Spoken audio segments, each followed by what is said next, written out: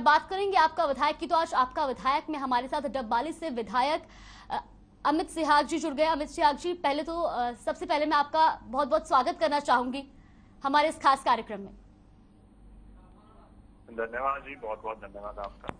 जी sir, जिस तरीके से जो है आपका विधायक में हम जनता के मुद्दों को उठाते हैं और आप डबवाली विधानसभा क्षेत्र से हैं और आज आपके क्षेत्र की जनता भी इस कार्यक्रम के माध्यम से आपको सुन रही है, तो सबसे पहले मैं जानना चाहूंगी कि अब तक क्या कुछ विकास कार्य जो है वो किए गए हैं और आगे डबवाली की जनता को और क्या कुछ विकास कार्य देखने को मिलेंगे? देखिए, हर पहलू पे प्रयास किए। मेरी प्राथमिकता, जैसे मैंने एक नारा दिया था चुनावों से पहले, जवानी बचाओ किसानी बचाओ। तो दो मुद्दे मेरी प्राथमिकता पे हमेशा रहे हैं कि किस तरीके से जो खास करके जो नशे की समस्या है उससे पार पाया जाए इस क्षेत्र में, और दूसरा जो किसानों की जो दुर्गति हो रही है उसके लिए क्या प्रयास किया जा सकते हैं, खास करके जो सिंचाई को लेकर। तो दोनों के लिए मैंने प्रयास शुरू किए। और जहां तक किसानों की बात है, सिंचाई की सुविधा को और बेहतर करने के लिए तकरीबन 7-8 हमारे यहाँ जो केनाल्स हैं उनको दोबारा से रीमॉडलिंग करके उन्हें मजबूत करना, उनको सही तरीके से, ताकि हर टेल तक पानी पहुंच सके। चाहे उनकी सफाई करवाने की बात हो या निरंतर उसका प्रयास रहा, उसमें हमें कुछ सफलता हासिल हुई है। जहां तक नशे की बात है, प्रयास जारी है। मैंने एक मांग रखी थी, मुख्यमंत्री जी से भी मिला था कि डबवाली क्योंकि एक अंतिम छोर पे पड़ता है और दोनों तरफ से एक तरफ राजस्थान है, एक तरफ पंजाब है, और जहां से नशे का काफी एंट्री पॉइंट की तरफ है हरियाणा का, तो इसलिए डबवाली को एक जिला बनाने की बहुत बड़ी आवश्यकता है। अगर वो पहले जिला बनाने में थोड़ा विलंब रहता है, अभी समय लगता है, तो कम से कम हांसी की तर्ज पर पुलिस जिला बनाया जाए। तो उस मांग को भी लेकर, और हम सामाजिक रूप से भी लगे हुए हैं और उस मांग को भी लेकर लगे हुए हैं। इसके साथ साथ मुख्य रूप से अभी हमें कुछ सफलता भी हासिल हुई है कि जो हमने एक बहुत पुरानी मांग थी खरीफ चैनल की, सरकार ने उसे मंजूर किया है, मगर आधा अधूरा। उसके ऊपर फिर संघर्ष जारी रहेगा। और खास करके जो मेरा शहरी क्षेत्र है, चाहे वहां पर 3 दशक पुरानी, 30 साल पुरानी ब्लड बैंक की मांग हो, उसको मैंने पूरा करवाया। चाहे प्राथमिकता पे पूरे हरियाणा में LED लाइट्स लगवाने की बात हो, उसको पूरा करवाया। चाहे हमारे ऑक्सीजन प्लांट, ये सभी की जानकारी मैं बताना चाहूंगा, मेरा पहला क्षेत्र था हरियाणा का जहां प्राइवेट फंडिंग के माध्यम से कोरोना काल जब बिल्कुल चरम सीमा पर था, वहां पर मैंने उनके लोगों की कंपनियों की मदद से वहां पर एक ऑक्सीजन प्लांट को स्थापित प्राथमिकता पे पूरे हरियाणा में करवाने का काम किया। और आगे एक हमारे यहाँ पर अभी एक बड़ा चौक है जिससे बड़ी ट्रैफिक की समस्या, क्योंकि एक तरफ बठिंडा जाते हैं पंजाब की तरफ, दूसरी तरफ राजस्थान संगरिया की तरफ, तो काफी हैवी लोड और ट्रैफिक रहता था। उससे निजात पाने के लिए उसका मैंने छोटा करवाकर वहां पे स्लिप रोड्स की सुविधा है। तो इस तरह से हर तरह के प्रयास मेरी तरफ से, ये ना मानकर कि मैं विपक्ष में हूँ, जो जिम्मेवारी जनता ने दी है पूरा उनका साथ लेकर, और जहां जहां पे जरूरत पड़ती है वो प्रयास कोशिश करता हूँ, कुछ में हमें सफलता जरूर हासिल। जी बिल्कुल सर, जिस तरीके से आपने बताया कि नशे की जो वहां पर जमीनी तौर पर जो है नशे की लत लोगों को आजकल बहुत लग रही है, तो उसके लिए भी जनता ये भी जानना चाह रही है कि उसके लिए क्या कुछ कदम उठाए जा रहे हैं, और जो नशे का कारोबार हो रहा है उसकी रोकथाम के लिए क्या कुछ कदम उठाए जा रहे हैं? देखिए, सही मायने में आप अगर वास्तविकता से और सच्चाई की बात करेंगे, हर चीज कहीं ना कहीं जो सरकार का जो ऊपर से टॉप है वहां से शुरुआत होती है। ये समस्या कांग्रेस राज के दौरान नहीं थी। ये समस्या जो पैदा हुई वो पिछले 6-7 सालों में। तो ऐसा क्या हुआ इस क्षेत्र में, हरियाणा के अंदर, कि इतना बड़ा नशे का जो व्यापार, नशे की जो एक तरीके से तस्करी होने लगी, और एक तरीके से इतने लोग नशे के इस जाल के अंदर, खास करके जो युवा साथी, अब तो हालात ऐसे हैं कि 10-10, 12-12 साल के जो बच्चे हैं उनमें भी ये लत पाई जा रही है, और कई लोग इसके शिकार हुए हैं। महिलाओं में ये लत दिखाई दे रही है। तो ये ऐसा क्या हुआ, सबसे पहले तो सरकार को ये जानने की आवश्यकता है, और ऊपर से जो मैं मानता हूं मुख्यमंत्री जी के स्तर पर। जी बिल्कुल, तो जिस तरीके से जो है विधानसभा में भी हमने आपको सुना था, बोलते हुए सुना था, कई मुद्दे आपने उठाए थे, तो कितने मुद्दों पर सरकार ने अमल किया है? तो जैसे मैं पहले ये कह रहा था, इसी को खत्म करते हुए कि भाई ऊपर से उनको गंभीरता दिखाने की बहुत बड़ी आवश्यकता है, और इसी के लिए मैंने जैसे आपको कहा कि जो जिले की मांग, क्योंकि अगर प्रशासनिक रूप से यहाँ पर SP महोदय बैठेंगे और प्रशासनिक तंत्र और मजबूत होगा, क्योंकि बॉर्डर का क्षेत्र है, तो बहुत बड़ी मजबूती मैं मानता हूँ इस लड़ाई में हमें मिल सकती है। सामाजिक रूप से हम सभी लोग जागरूक करने का प्रयास भी कर रहे हैं। और जो जहां तक आपका दूसरा प्रश्न की बात है, मैं निरंतर कोई ना कोई जनहित के जो मुद्दे हैं मैं विधानसभा के पटल पर रखता रहता हूँ। केवल मेरा ये मकसद नहीं रहता कि वहां पे राजनीति करना, मेरा मकसद रहता है जो मुद्दे हैं, जो जरूरी मुद्दे हैं, उनको उठाना। जैसे पूरे हरियाणा का एक मुद्दा था ईडब्ल्यूएस का, उसको मैंने प्राथमिकता पे उठाया था कि जो पुलिस की भर्तियां हैं उसमें रिजर्वेशन, जो आयु की जो छूट होती है वो ईडब्ल्यूएस के साथियों को नहीं मिल रही, उसको सरकार ने मान्य काम किया, मैंने उनका आभार व्यक्त किया। उसी तरीके से हमारे यहाँ पर अभी ओडा बस स्टैंड है जो 2-2.5 साल पहले बना था, मगर क्योंकि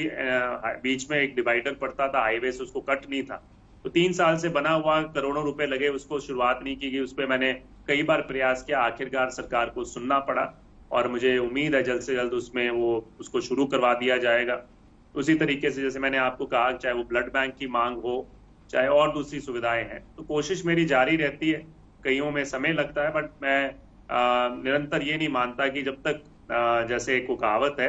कि कोशिश करने वालों की हार नहीं होती, तो कोशिश पे मेरी तरफ से कोई कमी नहीं रहती। कई बार ये है कि जरूर सरकार सुनने में विलंब करती है, तो मैं आशा करता हूँ अगली आने वाले समय में जनहित के मुद्दों पे कम से कम बिना किसी भेदभाव के जल्द से जल्द काम होना चाहिए। जी सर, ये भी जानना चाहेंगे कि अब आगे और ऐसे कौन से अहम मुद्दे हैं जिन पर आप जो है अमल पे जिन्हें लाना चाहते हैं? जैसे मैंने आपको कहा कि नारा सबसे बड़ा यही है, जवानी बचाओ किसानी बचाओ। तो सबसे बड़ा जो 2 अहम मुद्दे हैं, सिंचाई की सुविधा हमारे, जैसे मैंने कहा कि अभी एक बहुत पुरानी मांग थी कांग्रेस राज में, जिसको मंजूर किया गया था हुड्डा साहब ने, उसको बाद में रद्द कर दिया गया था, ये कहकर कि पानी की कमी है। गग्गर खरीफ चैनल का था एक, जो कालवाना खरीफ चैनल है हमारा, तो उसको दोबारा से आशा जगी है और उसको मंजूरी दी है, मगर हालांकि उसके अलाइनमेंट में कुछ कमी, तो उसको हम दोबारा से, मैं मानता हूं कि उसके अंदर चेंजेस करवा के उस पर संघर्ष करेंगे। तो पानी की सबसे बड़ी सिंचाई की, क्योंकि ये क्षेत्र को पानी की बहुत बड़ी आवश्यकता है, किसानों के लिए जीवन रेखा की तरह है, तो वो है। जैसे नशे का मैंने आपको कहा, वो है। तो ये दोनों मुद्दे हैं, मगर इसके साथ साथ 3 और मुद्दे मैं इस साल शुरू करने का है कि एक मैंने मांग जो बजट सेशन से पहले मुख्यमंत्री जी के समक्ष भी रखी थी, जिसको सरकार ने सम्मिलित बजट में करने का काम किया, कि जो ई लाइब्रेरीज और खास करके जिम है, क्योंकि युवाओं के लिए 2 बड़ी आवश्यकताएं हैं, खेलकूद के लिए भी और उसी तरीके से आगे बढ़ने के लिए, खास करके ग्रामीण अंचल में सुविधाएं हो। तो इसके लिए उन्होंने एक बजट में प्रावधान भी किया है और इसके लिए मेरे खास तरीके से रहेगा। उसी तरीके से महिलाओं का उत्थान कैसे हो, चाहे वो रोजगार की तरफ और शिक्षा की तरफ, तो ये दूसरा एक और मुद्दा है। मैं मानता हूँ इन दोनों के लिए नशे, किसानी, युवाओं का बेहतर उनको सुविधाएं मिले और महिलाओं का किस तरीके से, जो खासकर क्योंकि हमारा एक बैकवर्ड एरिया है, उनको बेहतर अपॉर्चुनिटी कैसे मिले, ये 4 मुद्दे मैं मानता हूँ इसके ऊपर मेरी गंभीरता पूर्वक। बाकी इसके अलावा जो शहर के मेरे 10 सूत्रीय कार्यक्रम है, उसमें आने वाले समय में चाहे वो शहरों के पार्कों का नवीनीकरण हो या और जो अहम मुद्दे और सुविधाएं, उसके लिए मेरा प्रयास जारी है। जी सर, ये भी जानना चाहेंगे कि अब जल्द ही जो है हरियाणा में नगर निगम चुनाव जो है वो होने वाले, तो उसको लेकर के क्या कुछ तैयारी है और क्या कुछ इस बार रणनीति बनाई गई है, किन मुद्दों पर इस बार जो है वो कांग्रेस लड़ेगी वहां पर? देखिए, मैं मानता हूं कि हर एक विधानसभा अपने आप में एक छोटा हरियाणा है और हमें जहां जहां जो हर विधानसभा की अपनी चुनौतियां हैं, अपनी सफलताएं हैं। तो मैं जैसे मानता हूं जहां तक मेरा क्षेत्र है, मेरा डबवाली हल्का है, वहां पर मेरा पूरा प्रयास रहेगा कि जो हमारे पिछले बहुत लंबे समय, चाहे इससे पहले मेरे पिताजी के प्रयास रहे हो या फिर जो पिछले 2-2.5 सालों के अंदर मैंने पूरी मेहनत की है इस क्षेत्र को और खास करके जो शहरी इलाका है उसको और बेहतर सुविधाएं देने का, तो उसी मुद्दों पे है कि भी जो सकारात्मक मुद्दे हैं, जो जनहित के मुद्दे हैं, उसके ऊपर राजनीति से ऊपर उठकर मैं मानता हूं जनता के पास हम जाएंगे कि भी एक विकास और शराफत की राजनीति होनी चाहिए। और मैं मानता हूं कि मेरा मानना है कि जो डबल इंजन ये सरकार कहती है, यहाँ तो डबल इंजन हमें दिखाई नहीं दिया केंद्र और प्रदेश के अंदर, मगर यहाँ पे जहाँ पे मेरा हल्का है उसमें एक डबल इंजन को, जहाँ पे मैं प्रयास ऊपर से कर रहा हूँ, अगर नीचे भी हमें उसी प्रवृत्ति, उसी सोच का व्यक्ति मिले जो उसको जमीनी स्तर पर या धरातल तक ले जाने का काम करे, तो हमें बहुत बढ़िया सुविधाएं शहर के लिए, टाउन के लिए हमारे मिल सकती।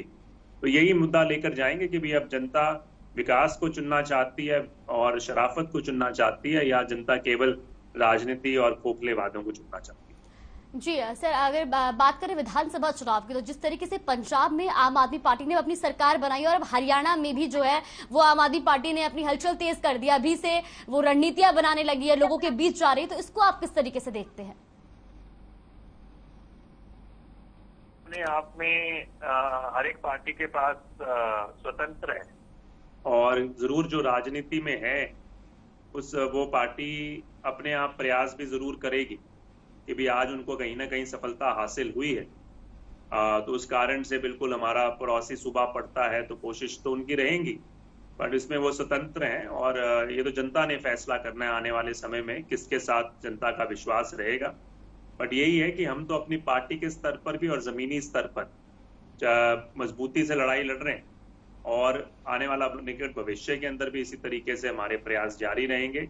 पर मैं यही मानता हूं कि हमें कहीं ना कहीं अब वो देखने की भी आवश्यकता है कि कौन है वो व्यक्ति, कौन है जो धरातल पे आपके लिए पूरी तरीके से प्रयास कर रहा है। और जब चुनाव आएंगे, अभी दूर है, पर जब चुनाव आएंगे मैं मानता हूं जनता सही फैसला लेने का काम करेगी।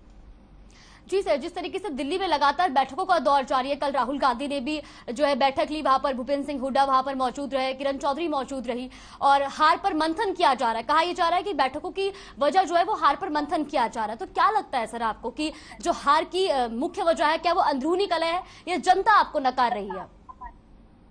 देखिए, कहीं ना कहीं कमजोरियां तो रही हैं इसमें, हमें जब तक हम स्वीकार नहीं करेंगे, उस चीज में बदलाव नहीं करेंगे, जब तक हम बेहतर नहीं हो सकते। हमेशा सबसे पहले हमें अंदरूनी जरूर झांकना चाहिए, सुधार करना चाहिए और उसके बाद और मजबूती से, क्योंकि जनता का विश्वास, इसमें कोई दो राय नहीं है, कांग्रेस पार्टी पे एक मूल रूप से जिस विचारधारा को कांग्रेस पार्टी लेकर चली है, पूरा भारत आज की तारीख में वो देख रहा है कि जो भाजपा की राजनीति है उससे लड़ने के लिए सबसे सक्षम और जिस विचारधारा को जनता प्रेरित करना चाहती है, बट शायद हमारी ऑर्गेनाइजेशनल या अंदर कमजोरी के कारण कहीं ना कहीं हमें उसका नुकसान जरूर, मैं खास करके मानूंगा कि जो इलेक्टोरल पॉलिटिक्स है, जो चुनाव की जो राजनीति है, कई बार हम बड़े सरल तरीके से सीधा जनता से संवाद करते हैं, जाते हैं, मांगते हैं, उसकी आजकल बहुत ज्यादा चुनौतियां हैं, नए मीडियम्स आ गए, नई चीजें आ गई, प्रचार प्रसार के नए मीडियम्स आ गए, उसमें कहीं ना कहीं अभी भी हम जितना प्रबलता से या जहाँ थोड़ा बहुत बैकफुट पे है, उसको कैसे बेहतर किया जाए। पंजाब में जरूर रहा कि कुछ ना कुछ जो डिस्कोर्स होना चाहिए था चुनाव के दौरान, खासकर जब अनाउंस हो गए थे, वो डिस्कोर्स कहीं ना कहीं गलत दिशा में, चाहे वो प्रचार दूसरी पार्टियों की तरफ या चाहे हमारी तरफ से कुछ कमजोरी रही, वो डिस्कोर्स होना चाहिए था कि कैसे आने वाले समय में और बेहतर हम पंजाब के लिए करेंगे। वो डिस्कोर्स ना हो गया, जब अंदरूनी थोड़ी सी कले रही, उसका जरूर हमें एक नुकसान हुआ। बट मैं मानता हूँ लीडरशिप इस चीज को सभी को नोट कर रही और आने वाले समय में जल्द सुधार की उम्मीद है। जी सर, ये भी जानना चाहेंगे क्योंकि अब कांग्रेस के नेताओं ने भी कई बार ये मुद्दा उठाया कि कांग्रेस का जो अध्यक्ष है वो बदला जाना चाहिए, तो इस पर आप क्या कहना चाहेंगे? देखिए, मैं ये इन बातों से बिल्कुल ही सहमत नहीं हूँ। ये लड़ाई जो है, सही मायने में ये लड़ाई पूरी के पूरे संगठन की है। कोई भी एक व्यक्ति विशेष, कई बार हम कह देते हैं कि भाई ये चेहरा है तो इनके माध्यम से शायद चुनाव हार गए। हमारी जिम्मेवारी क्या है? कई बार हम सारी जिम्मेवारी दूसरों पे तो जरूर डालने की कोशिश करते हैं, बट हम क्या अपनी जिम्मेवारी को बेहतर रूप से, जब भी मैंने कहा कि मैं अपने हल्के को एक छोटा मिनी हरियाणा देखता हूँ, मैं अपनी जिम्मेवारी अगर पूरी तरीके से निभा लूं और जितने मेरे विधायक साथी हैं या जितने लोग लगे हुए हैं वो सभी उसी तरीके से अपनी जिम्मेवारी को बखूबी निभाते रहें, तो अपने आप ही जनता का विश्वास होगा। अब आज का जो समय है वो विश्वास नीचे से पैदा होगा, जब लोग हमें देखेंगे कि हम क्या काम करते हैं, बतौर कांग्रेस का विधायक क्या काम करके दिखा रहा है, फिर उसके बाद लोग अपने आप कहेंगे कि हाँ, हम इन पे विश्वास करते हैं। केवल ये मान लेना कि ऊपर से कोई जादू की छड़ी है और सारा कुछ अपने आप ही बदल जाए, ये संभव नहीं है। ये इसके लिए पूरा का पूरा नीचे से ऊपर तक हम सभी को अपनी अपनी जिम्मेवारी को समझना जरूरी है। मैं मानता हूं कि अगर जब हम इसको समझ जाएंगे तो अपने आप ही सारा कुछ सिस्टम हो जाएगा शुरू, और अपने अंदर ना, अपने लिए ना सोचते हुए जनता के लिए और पूरी पार्टी के लिए अगर हम सोचना शुरू करें तो जरूर सुधार हो जाए। जी बिल्कुल सर, बहुत बहुत शुक्रिया आपका हमारे साथ जुड़ने के लिए और तमाम अपनी बातें रखने के लिए, तमाम मुद्दों पर बातचीत करने के लिए, क्योंकि आज आपकी जनता ने भी आपको सुना और आपकी ये बात भी बिल्कुल सही है कि विश्वास होना बहुत जरूरी है कार्यकर्ताओं में भी, और जनता को भी भरोसा करना बहुत जरूरी है। फिलहाल के लिए वक्त के अभाव को देखते हुए कार्यक्रम यहीं पर ही रोकना पड़ेगा। तो जिस तरीके से आज हमने अमित सिहाग जी से बातचीत की, उन्होंने भी ये चीज मानी है कि अंदरूनी कलह भी एक वजह है जो कि नहीं होनी चाहिए। फिलहाल आपका विधायक में इतना ही, बने रहिए हमारे साथ। नमस्कार।